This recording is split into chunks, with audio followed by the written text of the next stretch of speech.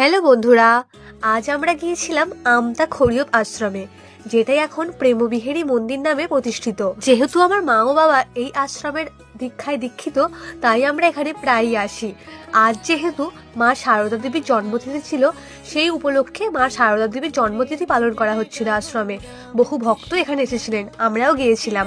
তোমরা তো ইতিমধ্যেই অনেকেই মন্দির দেখে নিয়েছো, তাও একবার দেখে নাও এত সুন্দর মন্দিরের পরিবেশ। যারা এখনো একবারও এই মন্দির দর্শন করতে পারোনি, তারা অবশ্যই একবার এই মন্দিরটা দর্শন করো।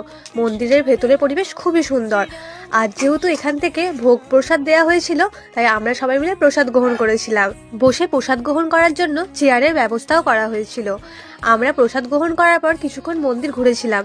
মন্দিরের পেছন দিকে সুন্দর সবজি চাষও হয়েছে, সব ধরনের সবজিও দেখলাম এখানে চাষ হয়েছে। তোমরা যারা যারা এখনো এই মন্দির দর্শন করোনি, তারা অবশ্যই একবার এসে মন্দির দর্শন করো। আমার ভিডিওটা কেমন লাগলো অবশ্যই জানিও।